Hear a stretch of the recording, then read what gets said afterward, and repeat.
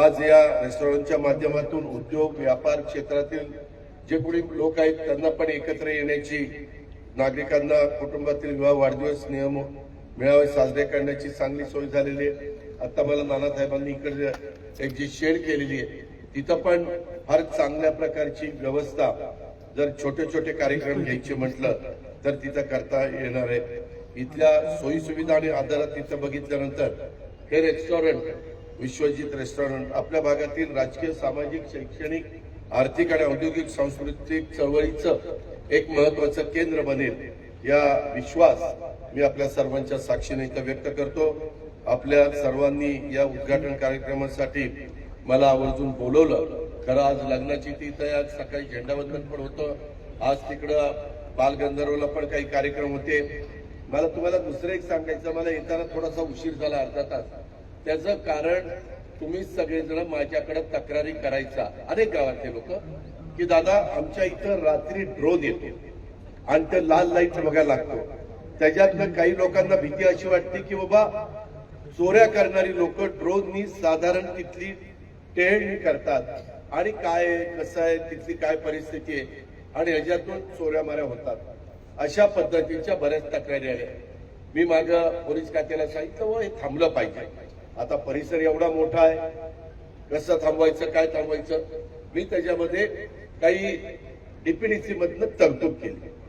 त्याच्यात 35 लाखामध्ये 2 असं एअरगन सारखं ते घेतलंय, त्याचे फोटो पण मी तुम्हाला दाखवेन। मी त्याला थोडस हे करायला सांगितलेलं, त्याची प्रसिद्धी करायला सांगितलेली।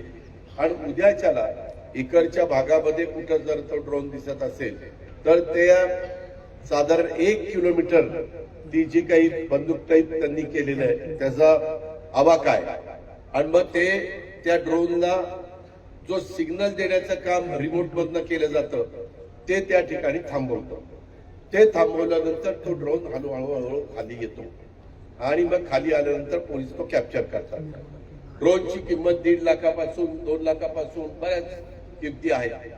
तुम्हाला आश्चर्य वाटेल भिगवणकरांनो, इंदापूरकरांनो, करमाळकरांनो, हे आता पाकिस्तानच्या बॉर्डरला, परवा तुम्ही कृषक 2025 बघितला असेल आमच्या बारामतीला, त्याच्यामध्ये AI त्याचा वापर करून आधुनिक पद्धतीने शेती करता येते, खत वापरता येतात, अतिशय कमी खतामध्ये तुम्हाला ऊसाचं टनेज वाढवता येतं, ऊस रिकव्हरी चांगली त्या ठिकाणी तुम्हाला मिळते आणि त्या पद्धतीने आपण त्या ड्रोनचा वापर करतो। जवळपास 10 लिटर पाणी उचलू शकेल आणि ते फवारणी करू शकेल एवढी त्या ड्रोनची कॅपॅसिटी असते। आपण वापरतोय आपल्या शेतीला, आपल्या इथं जर काही रोगराई आली तर फवारणी करण्याच्या करता त्याचा वापर करतोय। बॉर्डरवरची राष्ट्र तिकडनं ड्रोन मध्ये 10-10, 9-9 किलो त्यामध्ये जे ड्रग्ज असतात, ड्रग्ज तुम्ही आता बघितलं असेल, काल पण काही 7.5 कोटीचे ड्रग्ज पकडले विमानतळावर, ते आपल्या देशामध्ये पाठवतात।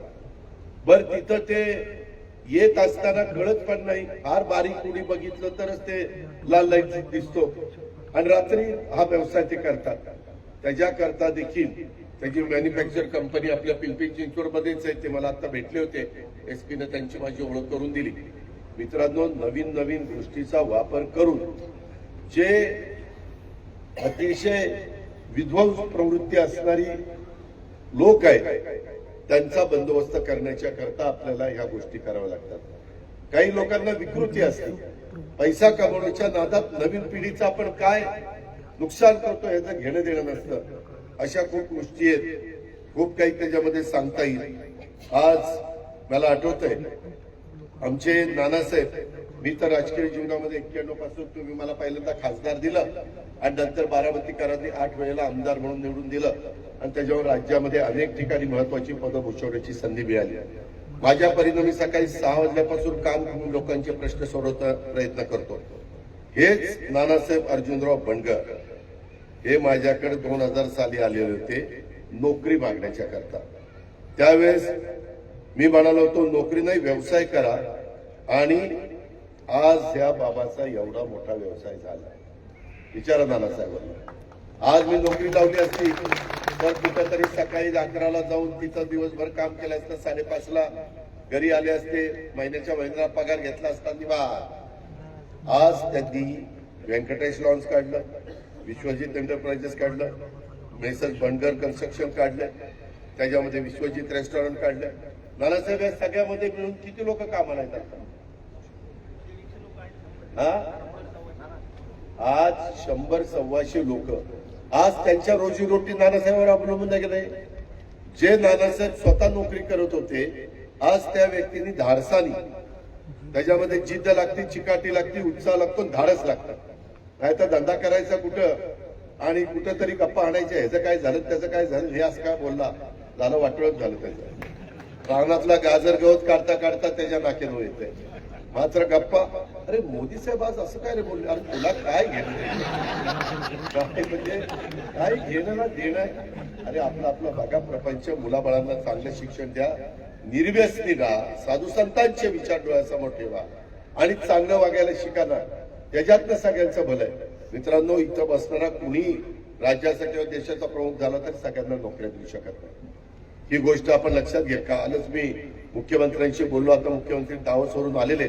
मी त्यांना एक प्रेस कॉन्फरन्स घ्या म्हणून सांगितलेलं आहे की बाबा किती गुंतवणूक आपल्या राज्यामध्ये येते, कशा पद्धतीने येते.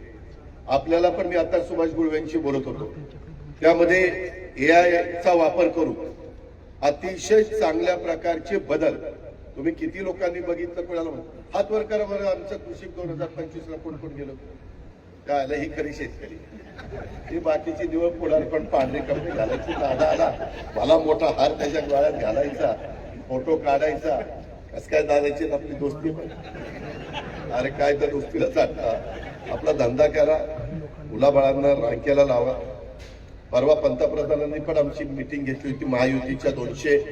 जवळपास 237 आम्ही आमदार, दत्तामावा पण होता आणि बाकीचे MLC असे आम्ही 200-250च्या पुढे होतो. त्यावेळेस त्यांनी पण सांगितलं स्वतःच्या प्रपंचाकडे लक्ष द्या, तब्येतीकडे लक्ष द्या, तब्येतीला पण वेळ द्या. त्याच्यामध्ये कुटुंबाबरोबर कधीतरी रोज संध्याकाळी का विना जेवणाचा प्रयत्न करा, नाहीतर सकाळपासून कुठंतरी पाट्या टाकायचं काम करायचं. घरात काय चाललंय, पोरगं काय करते, पोरगी काय करते, कुणाचं काय चाललंय, काय पत्ता नाही, काय नाही. आम्ही पुढारी काय त्याला साठायचं. त्याच्यामुळे तसलं काही बाबांना करू नका. त्याच्यामध्ये आज आमच्या नानासाहेबांनी एक चांगल्या पद्धतीनं रेस्टॉरंट काढलंय, बँक्वेट हॉल काढलाय, हॉटेल फूड आउटलेट काढलंय, किंवा लॉन पण त्या ठिकाणी सुरू केलेलं आहे. तिथलं नैसर्गिक सौंदर्य हे जपलं पाहिजे. आज मला आठवत आहे, मी ज्यावेळेस आलेलो होतो ह्याच्या उद्घाटनाला आमच्या व्यंकटेश लॉन्सच्या, त्यावेळेसची परिस्थिती आज झाडं बघा कशी. मला पण झाडांचा प्रचंड वेळ आहे. तुम्ही पूर्वीची बारामती आठवण, माझ्या काळामध्ये मी ज्यावेळेस बारामतीचं नेतृत्व करायला लागल्यानंतरची बारामती घ्या किंवा कुठेही, कालही मी इथं उतरलो होतो माझ्या इंदापूरला विद्या प्रतिष्ठानला. तिथेही थोडस झाडाकडे दुर्लक्ष झाले. आता रस्ते बिस्ते करून दिलेत, परंतु तिथं अजून काही गोष्टी करण्याचा माझा मनोदय आहे, ते पण करण्याचा प्रयत्न आम्ही करणार आहे.